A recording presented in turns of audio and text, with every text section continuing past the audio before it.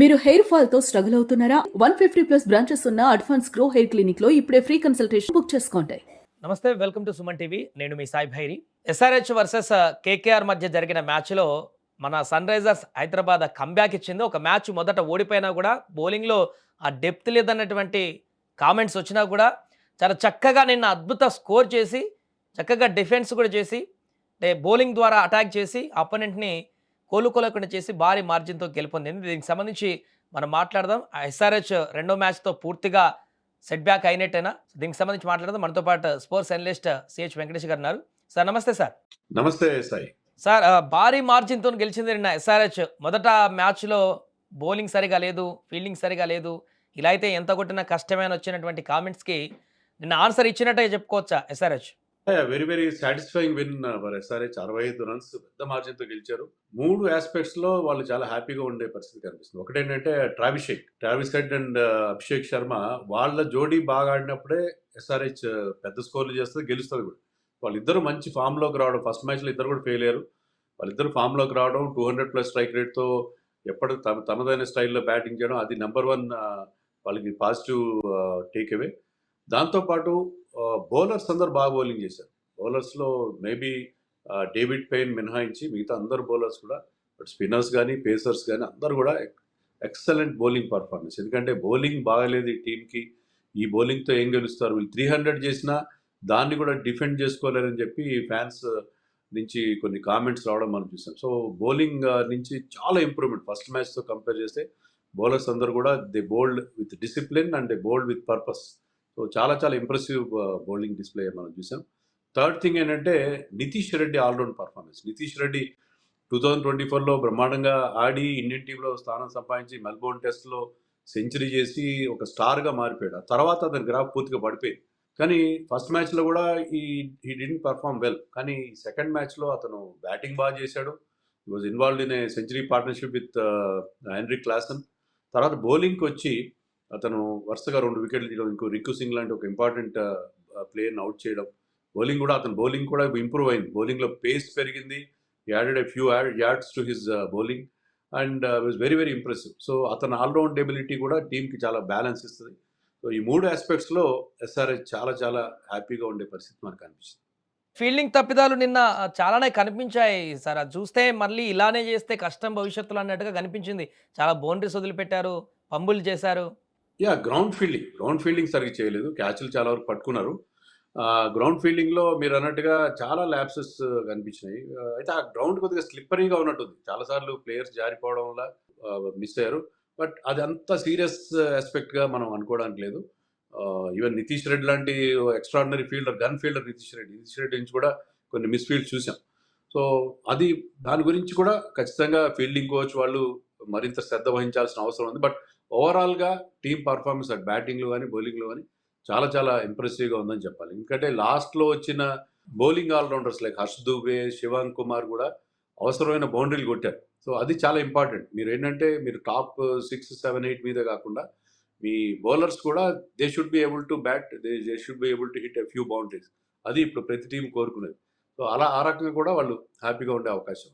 Controversy ఒకటి నడుస్తుంది sir. నిన్న మ్యాచ్లో అభిషేక్ శర్మ క్యాచ్ అది అవుట్ కాదని కొంతమంది, అవుట్ అని కొంతమంది రకరకాల కామెంట్స్ వస్తున్నాయి. ఆ తర్వాత ఇప్పుడు అభిషేక్ శర్మకు కూడా ఏదో పెనాల్టీ పడింది, కొంత అబ్యూజ్గా వర్డ్స్ ఉపయోగించాడని చెప్పేసి తనకు డీమెరిట్ పాయింట్ కూడా ఒకటి పడిందని ఒకటి చర్చ కొనసాగుతుంది. ఏం జరిగింది సార్ నిన్న? అది అవుటేనా కాదా?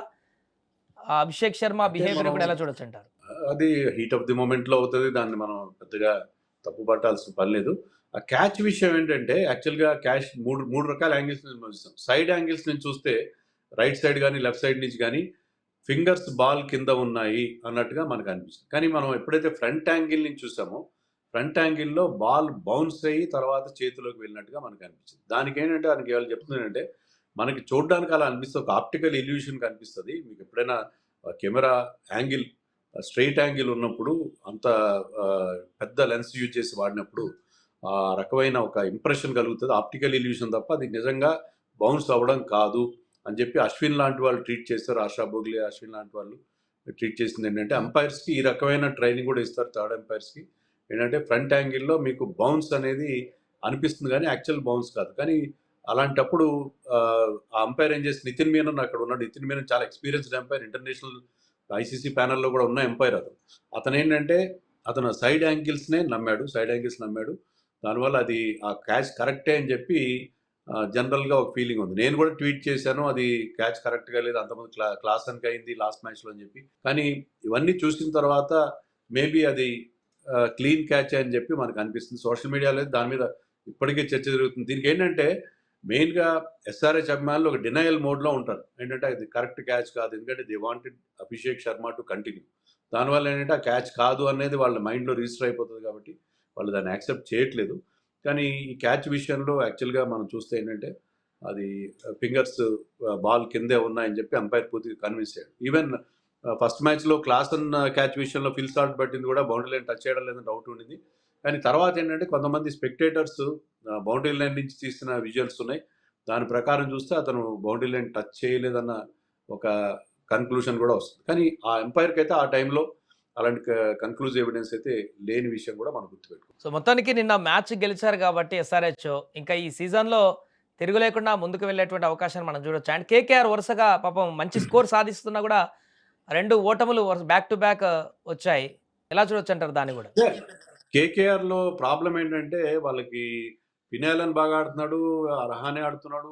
నిన్న మ్యాచ్‌లో ఆడకపోయినా ఫస్ట్ మ్యాచ్‌లో ఆడాడు. రఘువంశీ ఆడుతున్నాడు. మిగతా బ్యాటింగ్ క్లిక్ కావట్లేదు. క్యామరన్ గ్రీన్ 25 బౌండ్రీలు కొట్టి తీసుకుంటే అతను బౌలింగ్ చేయట్లేదు. బ్యాటింగ్‌లో కూడా అతను షైన్ కావట్లేదు. So they have their problems. బౌలింగ్‌లో వరుణ్ చక్రవర్తి హారిబుల్ ఫామ్‌లో ఉన్నాడు. వరల్డ్ కప్‌లో సెకండ్ హాఫ్‌లో ఉన్న ఫామ్ కంటే ఇంకా ఘోరంగా అతను బోల్డెన్ రన్స్ ఇచ్చేస్తున్నాడు. మిగతా బౌలింగ్ కూడా అంత ఎఫెక్టివ్‌గా లేదు. Blessing Muzarabani okay. Sunil Narayan okay. కానీ మిగతా బౌలర్స్ అంత ఎఫెక్టివ్‌గా లేని పరిస్థితి. So they have their own set of problems. SRH గురించి అంటారా? SRH okay. బాగా చేస్తున్నారు. బట్ ఇంకా మిడిల్ ఆర్డర్ క్లిక్ కావాలి. అభిషేక్ బాగా ఆడారు. క్లాసన్ బాగా ఆడాడు. But Ishan Kishan first match తర్వాత సెకండ్ మ్యాచ్ ఫెయిల్ అయ్యాడు. అనికేత్ గానీ, సలీల్ అరోరా వీళ్ళందరూ కూడా క్లిక్ కావాల్సిన అవసరం ఉంది. సో ఓవరాల్‌గా వాళ్ళు హ్యాపీగానే ఉంటారు. బట్ మిడిల్ ఆర్డర్ కూడా ఫుల్‌గా ఫామ్‌లోకి వస్తే ఏంటంటే ఒకవేళ ఓపెనర్స్ ఫెయిల్ అయినా దాన్ని కవర్ చేయడానికి వీలుంటది. సునీల్ నారాయణ్‌ని కూడా గతంలో ఓపెనర్‌గా వాడుకునేటువంటి కేకేఆర్ ఇప్పుడు వాడట్లేదు. మేబీ ఆ స్టెప్ కూడా ఏమన్నా ఇంపాక్ట్ చూపిస్తుందనుకోవచ్చా? అంటే అతన్ని వాడాలంటే ఇప్పుడు మీకు ఫినాలన్ లాంటి వాళ్ళని ఓపెనింగ్ చేయించాలి. వాళ్ళ కెప్టెన్ అజింక్య రహానే ఓపెనర్‌గా తప్ప మిగతా డౌన్ ది ఆర్డర్ పెద్దగా బాగా ఆడడు. సునీల్ నారాయణ ఇటీవల కాలంలో మిగతా లీగ్స్‌లో కూడా బ్యాటింగ్ ఫామ్‌లో లేడు. సో అందుకనే దట్ రైట్ డెసిషన్ అనుకుంటున్నాను నేను. అతన్ని ఓపెనర్ ఆడించకపోవడం అనేది. Right sir. Thank you. So అది మొత్తానికి సన్‌రైజర్స్ హైదరాబాద్ వర్సెస్ కేకేఆర్ మ్యాచ్‌లో అద్భుతంగా విజయాన్ని సాధించి హైదరాబాద్ బోని కొట్టేసింది. దీంతో 2 మ్యాచుల్లో 2 పాయింట్లు సాధించింది. మొదటి మ్యాచ్ ఓడిపోయిన తర్వాత. ఇక నుంచి ఇలానే మరిన్ని విజయాలు సాధించాలంటూ కూడా ఎస్ఆర్‌హెచ్ అభిమానులు ఈ విజయం తర్వాత తమ యొక్క ఆనందాన్ని కూడా వ్యక్తపరుస్తున్నారు.